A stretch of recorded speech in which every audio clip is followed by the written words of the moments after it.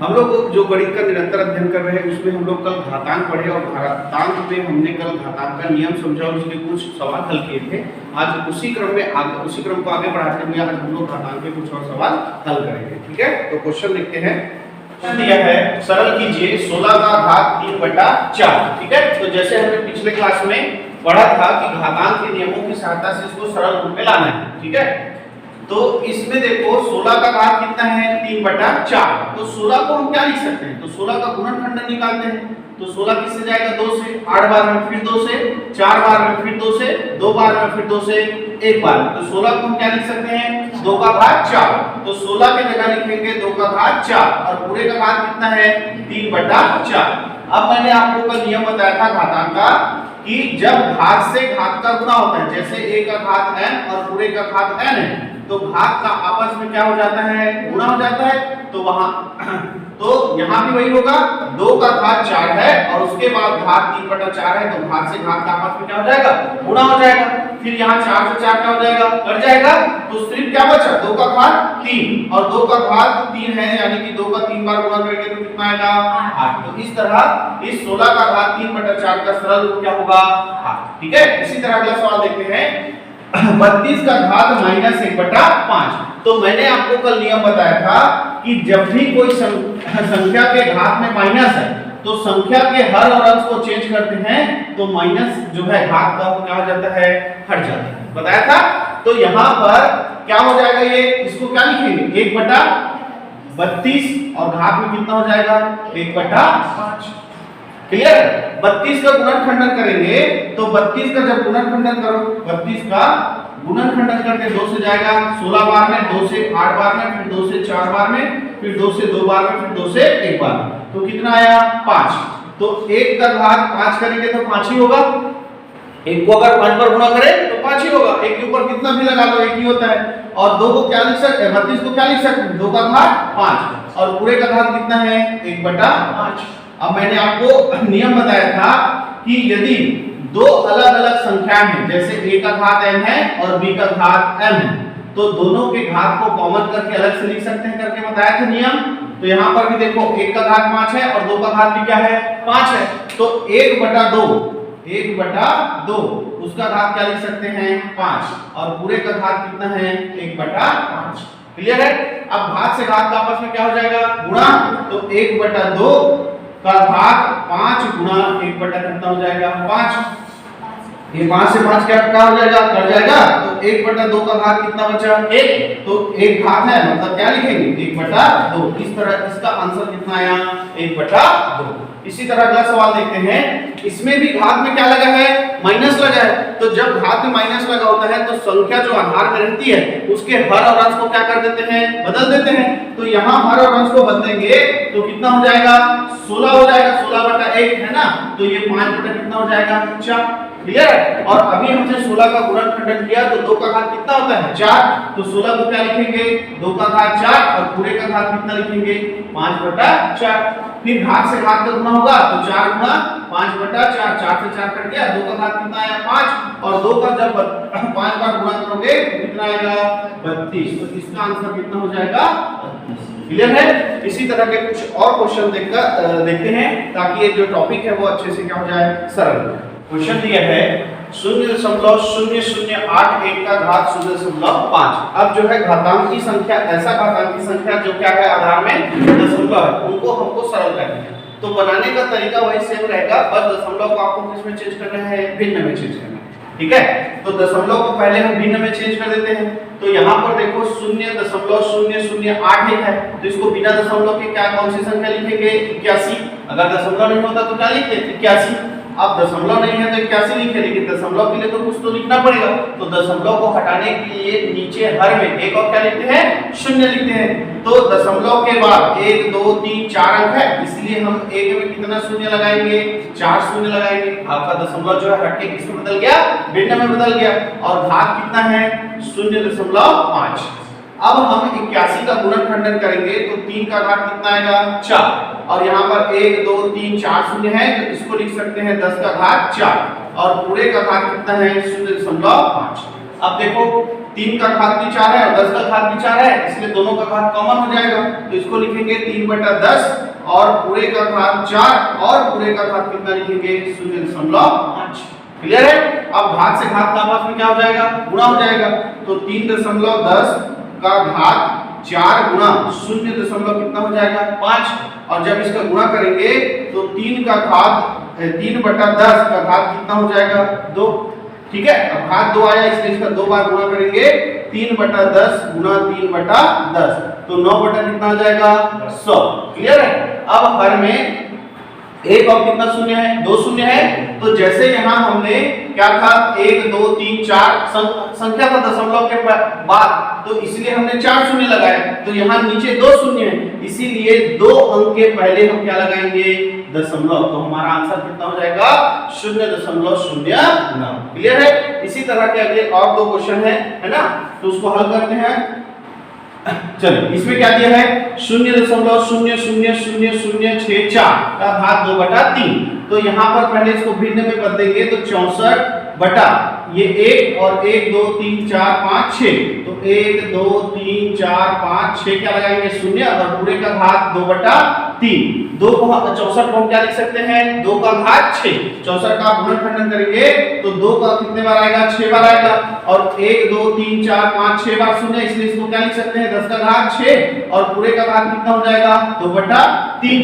अब यहाँ पर 2 बटा कितना है 10 है और दोनों में घात 6 है, इसलिए 6 को कॉमन कर लेंगे और पूरे का घात कितना हो जाएगा 2/3। घात से घात का आपस में क्या हो जाएगा गुणा हो जाएगा। तो 6 का गुणा किससे हो जाएगा 2/3 से, 3 एकम 3 और 3 दूनी 6, तो 2/10 का घात कितना आ गया 4। 2/10 का घात कितना आ गया 4। अब 2/10 का घात 4 आया, मतलब इसको कितने बार गुणा करेंगे 4 बार गुणा करेंगे। तो जब 4 बार गुणा करेंगे 2 का तो कितना हो जाएगा 16, और 10 का गुणा कर रहे हैं तो 1 और 1 2 3 4 क्या लग जाएगा 0। चूंकि हर में 1 और कितना शून्य है 4 शून्य है, इसीलिए 4 अंक के पहले क्या लगेगा दशमलव। तो एक अंक, दूसरा, तीसरा और ये चौथा, उसके पहले दशमलव। तो आंसर कितना हो गया 0.0016। क्लियर है। इसी तरह अगला क्वेश्चन देखते हैं। लिखा हुआ है 0.0000216 का घात 1/3। तो इसको हम क्या लिख सकते हैं 200 कितना 16 का बटा 1 2 सॉरी 1 और कितना शून्य लगाएंगे 6, तो ये हो गया आपका 6 शून्य 1 2 3 4 5 और ये 6, और पूरे का घात कितना लिखेंगे 1/3। जब आप 216 का गुणनखंडन करेंगे 216 का गुणनखंडन करेंगे, पहले 2 से जाएगा कितने बार में 2 एकम 2 और 2 शून्य में और 2 अट्ठे 16, फिर 2 से 5 और 4 बार में, फिर 2 से कितने बार में 27 बार में, फिर 3 से 9 बार में, फिर 3 से 3 बार में, फिर 3 से 1 बार।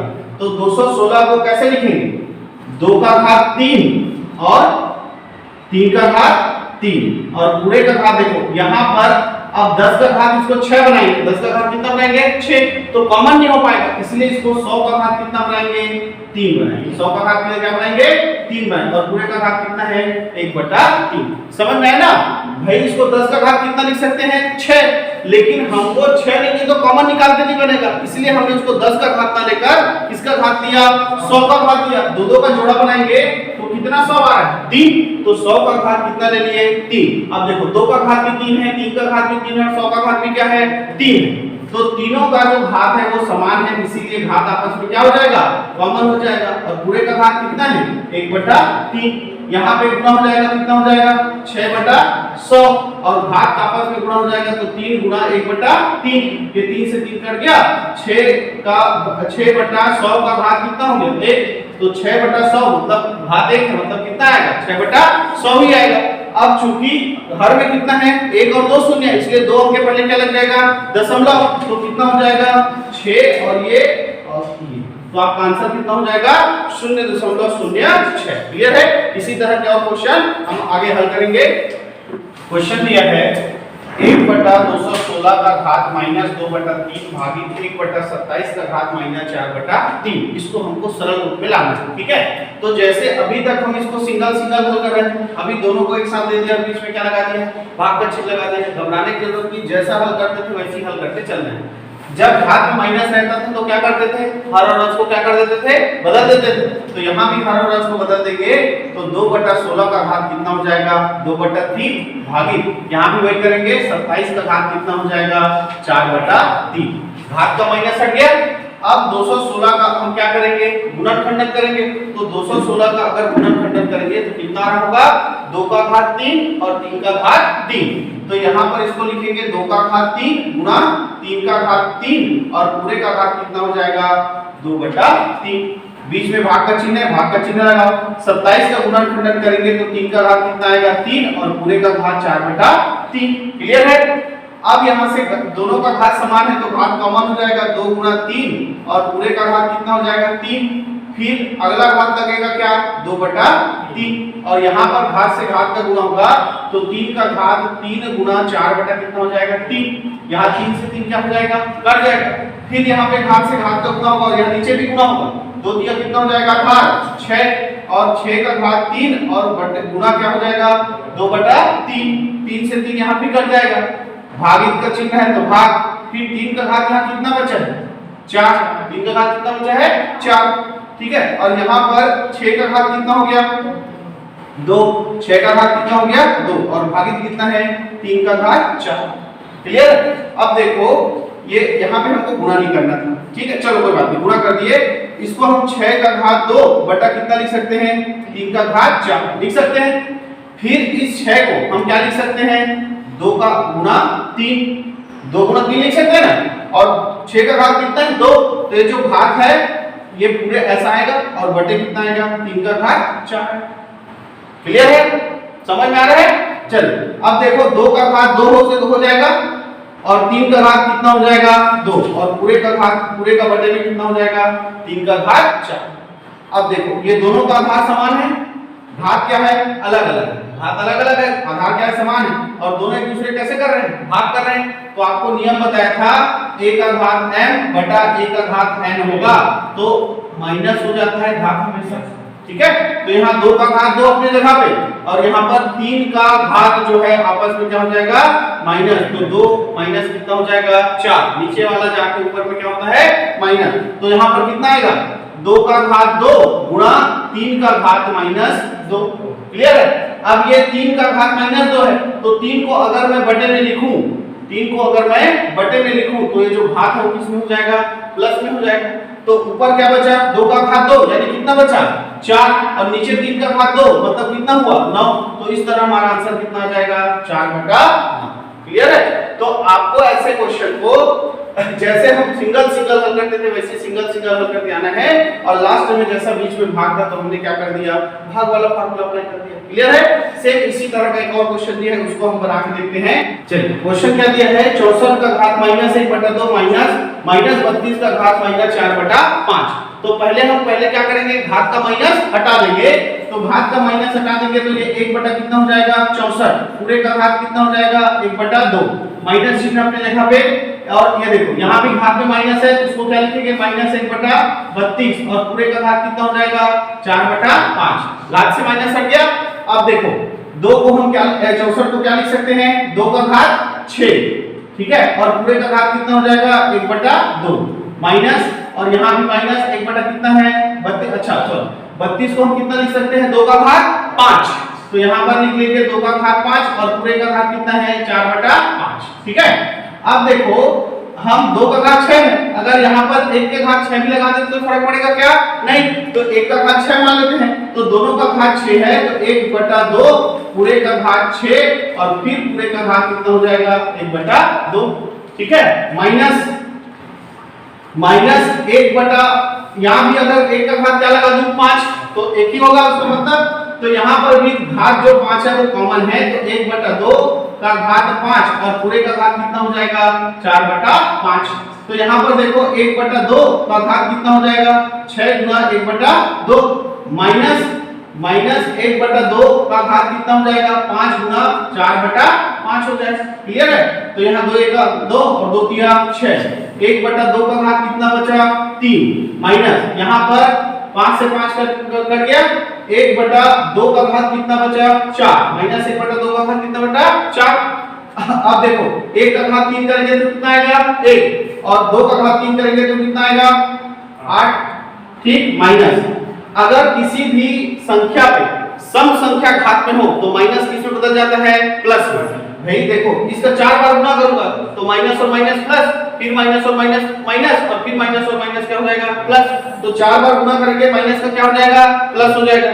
तो वो अब ये माइनस से हटके क्या घात 4 पर गुना करेंगे तो क्या हो जाएगा प्लस, और 1 का घात 4 कितना होगा 1 और 2 का घात 4 कितना हो जाएगा 16।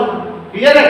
अब देखो इसका हर दोनों का अलग अलग है तो दोनों के हर को समान कर लेते हैं। तो ये 16 है इसको भी 16 बना लेते हैं तो किसका गुना करेंगे 2 का, तो 2 एकम 2 और 2 अट्ठे 16 माइनस 1/16 दोनों का हर समान हो गया तो 2 माइनस 1 बटा कितना हो जाएगा 16, 2 माइनस 1 और पूरे का बटा 16 तो 2 में 1 जाएगा कितना बचेगा 1 और हर में कितना है 16। तो इस तरह इसका आंसर कितना हो जाएगा 1/16। क्लियर है। आई होप से आप लोग को समझ में आ गया होगा। आगे और क्वेश्चन हम लोग सॉल्व करेंगे लेकिन आज नहीं कल, आज के लिए इतना ही।